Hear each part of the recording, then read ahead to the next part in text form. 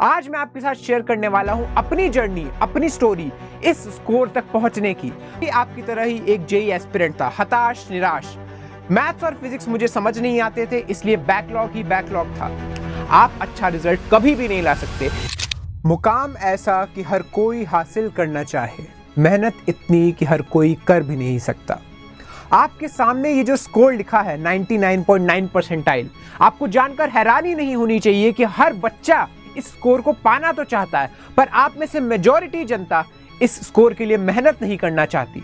आज मैं आपके साथ शेयर करने वाला हूं अपनी जर्नी, अपनी स्टोरी इस स्कोर तक पहुंचने की। पर यह कोई सेलिब्रेटरी वीडियो नहीं होगा, यह मोर ऑफ अ लेसन होगा आपके लिए कि मैंने अपनी जर्नी के दौरान क्या क्या गलतियां की और आपको कौन कौन सी गलतियों से बचना चाहिए। इसलिए मेरे भैया राजा, पूरे वीडियो को देखकर जाना, आधे अधूरे पे कंक्लूजन्स गलत मत निकालना। आप मुझे अपनी जिंदगी के 5 मिनट आने वाले दो, हो सकता है ये 5 मिनट आपकी जिंदगी बदल दे। घड़ी की सुई को आज से 5 साल पहले की तरफ लेके जाते हैं। मैं भी आपकी तरह ही एक जेईई एस्पिरेंट था, हताश, निराश। मैथ्स और फिजिक्स मुझे समझ नहीं आते थे, इसलिए बैकलॉग ही बैकलॉग था।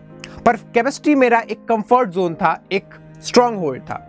वो भी इसलिए क्योंकि मैंने केमिस्ट्री को बहुत ज्यादा समय दिया था, अपना बहुत ज्यादा सिग्निफिकेंट टाइम उसमें इन्वेस्ट किया था। और यहीं से आता है हमारा lesson number 1, time Ripesh. Time Ripesh का मतलब ये होता है कि आप जिंदगी में जिस भी चीज को अपना समय दोगे, वो आपको उस समय के बदले अच्छी कीमत लौटा के जरूर देगी। मैंने केमिस्ट्री को बहुत ही ज्यादा समय दिया, जबकि 9th क्लास तक तो मुझे पता भी नहीं था कि केमिस्ट्री किस चिड़िया का नाम है। और आज मैं आपके सामने खड़ा हूं केमिस्ट्री में 99.9 परसेंटाइल स्कोर करके। तो इसका मतलब यही है कि अगर आप भी अपने सब्जेक्ट्स को, अपने क्वेश्चंस को टाइम दोगे, तो वो आपको जरूर रिजल्ट लाके देंगे।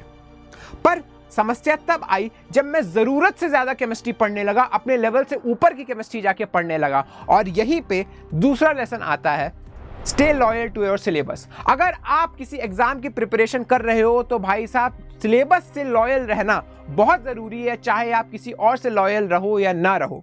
अगर आपको ये नहीं पता है कि आपके सिलेबस में एग्जैक्टली कौन कौन से टॉपिक्स आ रहे हैं और आपकी प्रिपरेशन उन टॉपिक्स के अराउंड नहीं बल्कि और किसी परियों के प्रदेश में हो रही है, तो भाई साहब आप अपनी एग्जाम के अच्छे रिजल्ट से कोसों दूर पहुंच जाओगे। आप अच्छा रिजल्ट कभी भी नहीं ला सकते। इसीलिए एक अच्छा रिजल्ट, एक ऑप्टिमाइज रिजल्ट लाने के लिए आपकी प्रिपरेशन भी ऑप्टिमाइज होनी चाहिए और आपको अपने सिलेबस के इर्द गिर्द ही घूमना पड़ेगा, चाहे आपका मन करे या ना करे। और अगर बात आती है सिलेबस कवरेज की, तो एक पॉइंट ऐसा आया जब मेरा सिलेबस ऑलमोस्ट पूरा कवर हो चुका था, पर मुझे यह नहीं समझ में आ रहा था कि मैं एग्जाम में कैसे क्वेश्चंस एक्सपेक्ट कर सकता हूं। और जब भी आप इस डिलेमा में फंसे, तब आपके लिए जो सबसे बड़ा सोल्यूशन है वो है PYQs एंड ओनली PYQs। मुझे आज भी याद है कि 2019 में NTA ने पहली बार जेईई मेंस कंडक्ट कराया। जनवरी और अप्रैल के महीने में उन्होंने 10 और 10 sessions, total 20 sessions JEE mains के कंडक्ट कराए। और हर क्वेश्चन, अगर हर सब्जेक्ट की हम बात करें तो 30 क्वेश्चन के हिसाब से देखने पे टोटल 600 क्वेश्चंस का एक क्वेश्चन बैंक बन गया सब्जेक्ट वाइज।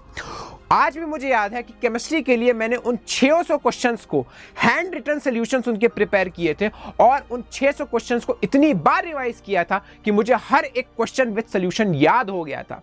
और जब मैं 2020 में अपना पहला अटेम्प्ट देने गया तो मुझे उनसे बहुत हेल्प मिली। अगर मैं एग्जैजरेट ना करूं तो आज मैं उसी 600 क्वेश्चंस के सॉल्व करने की वजह से यहां पर खड़ा हूं 99.9 परसेंटाइल लेके, क्योंकि एज इट इज पैटर्न पे कई क्वेश्चंस आ गए थे। इसीलिए कभी भी PYQs को अंडर एस्टिमेट ना करें। अब तो आपके पास एक बहुत बड़ा क्वेश्चन बैंक, बहुत ही इलैबोरेट क्वेश्चन बैंक बन चुका है, जहां पे हर एक टॉपिक से क्वेश्चंस आए हैं। इसीलिए कभी भी उन्हें छोड़कर ना जाएं, उन्हें हमेशा सॉल्व कर जाएं। अगर हम बात करें एक और मिस्टेक की, तो मैंने केमिस्ट्री पढ़ने के चक्कर में मैथ्स और फिजिक्स की नैया डुबो दी थी।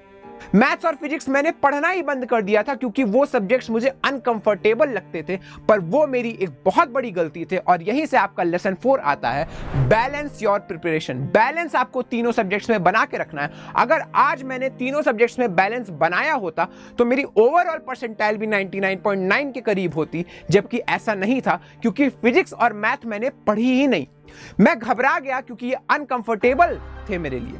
और आपको अनकंफर्टेबल सब्जेक्ट से या अनकंफर्टेबल सिचुएशन से घबराना नहीं है, भागना नहीं है, बल्कि डट कर उनका मुकाबला करना है। अगर आप उनका मुकाबला करना नहीं सीखोगे तो आपको आने वाली जिंदगी में दिक्कतें महसूस होंगी, क्योंकि भाई साहब जिस काम को करने में कोई चैलेंज ना फेस हो उस काम को करने में कोई मजा नहीं है। आपको अपना सेल्फ कंट्रोल बनाए रखना पड़ेगा। ऐसा ना हो कि जो काम आपको केवल पसंद है आप वही काम किए जा रहे हो, आप हमेशा अपने कंफर्ट जोन में हो, नहीं तो आने वाली जिंदगी में आपको बहुत सारी दिक्कतें फेस करनी पड़ेंगी, क्योंकि हर सिचुएशन आपकी कंफर्ट जोन से नहीं आने वाली है।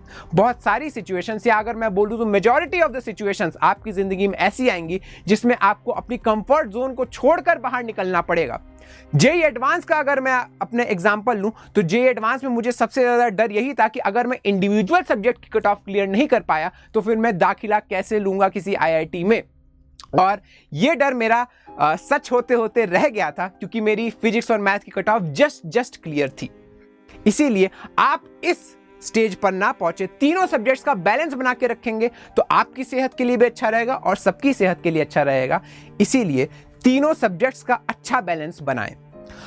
अगर मैं लास्ट लेसन पे चलूं तो लास्ट लेसन आपके लिए नहीं बल्कि आपके पेरेंट्स के लिए भी है। आपके पेरेंट्स का एक बहुत ही अच्छा एनवायरनमेंट घर में बना के रखना इस समय बहुत जरूरी है।